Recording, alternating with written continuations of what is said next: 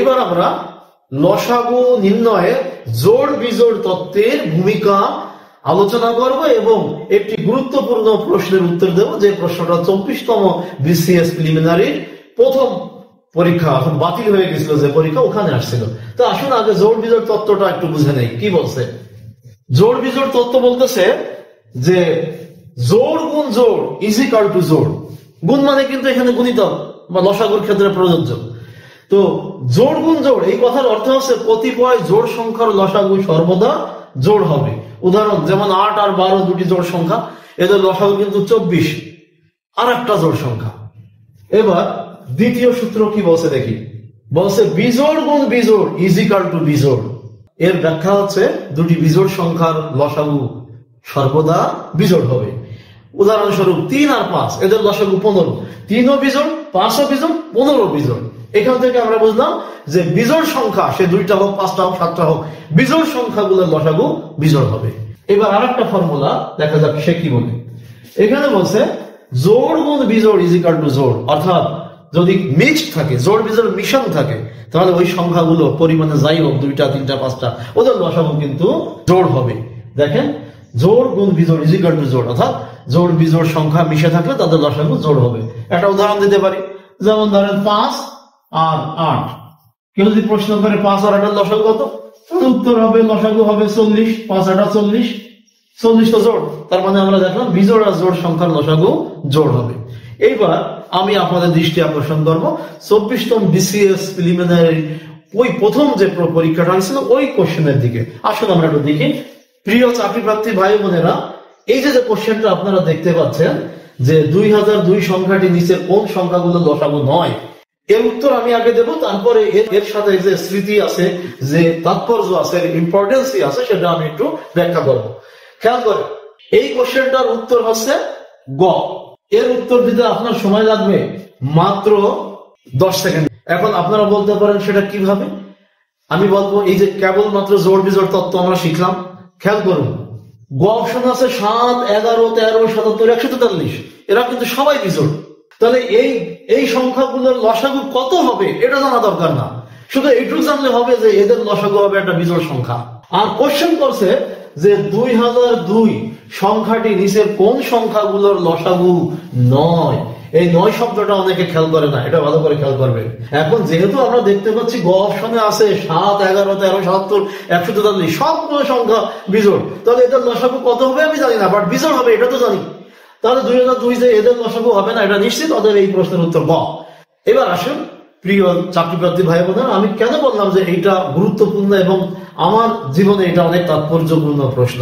আমি আগে বলেছি যে আমি পাবলিক সার্ভিস কমিশনে 18 বার ভাইবা দিয়েছি, 6 BCS viva, 12 non cadre viva, কখনো ফেল করি নাই কোনো বাছাই পরীক্ষায়। তো আমি বাংলা ভীষণ টেলিভিশনে একসময় প্রোগ্রাম করতাম ডক্টর সৌমিত্র শেখর স্যারের সাথে। তো আমি ওই লাইভ প্রোগ্রাম, এটা লাইভ প্রোগ্রাম ছিল, তো বিসিএস পরীক্ষা প্রস্তুতি অনুষ্ঠান, ওইখানে আমাকে লাইভ কোশ্চেন করে ফেললো একজন ছাত্র। সে বলল যে 34তম বিসিএস এর প্রোগ্রাম ছিল ওইটা, যে ক্যালকুলেটর অফ করে দিল, অর্থাৎ 34তম বিসিএস থেকে ক্যালকুলেটর পরীক্ষার হলে নিষিদ্ধ করলো। তো ওই ছাত্রের কোশ্চেন ছিল যে ক্যালকুলেটর যদি না থাকে, যেহেতু রাফ পেপারও দেবে না, প্রশ্নের গায়ে লেখা নিষেধ, তাহলে আমরা করবো কি? এখন অনুষ্ঠানের সঞ্চালক ডক্টর সৌমিত্র শেখর স্যার আমাকে প্রশ্ন করছে, আমি সেখানে এক্সপার্ট হিসেবে উপস্থিত ছিলাম আর স্যার ছিল সঞ্চালক। তা স্যার প্রশ্ন করছে যে আপনি কি করছিলেন। এখন আমি তো বলতে পারি না আমি কি করছিলাম, তাহলে আমাকে তো একটা ব্যাখ্যা দিতে হবে। তো আমি ব্যাখ্যা দিলাম, এই কোশ্চেনটার আশ্রয় নিলাম। সেটা হচ্ছে যে পরীক্ষার হলে ক্যালকুলেটর থাকবে না, রাফ পেপার থাকবে না, রাফ করা প্রয়োজন কি প্রয়োজন না এটা আপেক্ষিক বিষয়। যেমন এই অঙ্কটার কথা বলি, এই অঙ্কটা আমি করলে আমার তো রাফ পেপার লাগবে না। আমি চ্যালেঞ্জ করে বলতে পারি, আপনারা বই খোলেন, এই কোশ্চেনটা যার কাছে যে বই আছে খোলেন, খুলে দেখেন এটা কত কষ্ট করে লসাগু করে উত্তর দিচ্ছে।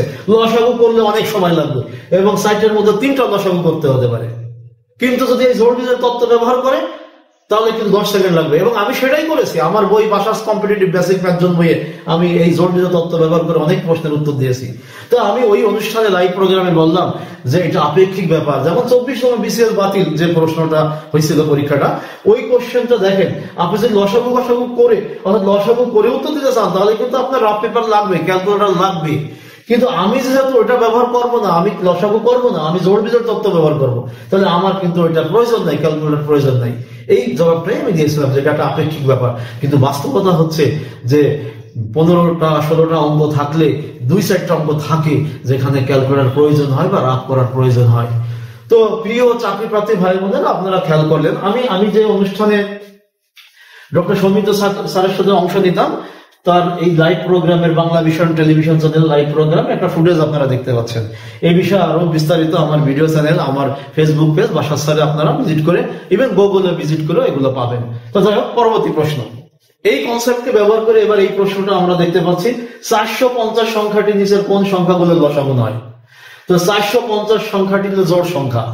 তাহলে বোঝা যাচ্ছে যে জোড় সংখ্যা লসাগু হয় শুধু জোড়ে অথবা জোড় বিজোড় যদি মিক্স থাকে। তাহলে শুধু বিজোড় যারা, তাদের লসাগু ওই 450 হতে পারে না। তো আমরা দেখতে পাচ্ছি গ অপশনে আছে, আমরা দেখতে পাচ্ছি খ অপশনে আছে 3, 9 এবং 15, এরা সবাই বিজোড়। তাহলে এই বিজোড় সংখ্যাগুলোর লসাগু ওই জোড় 450 হতে পারে না।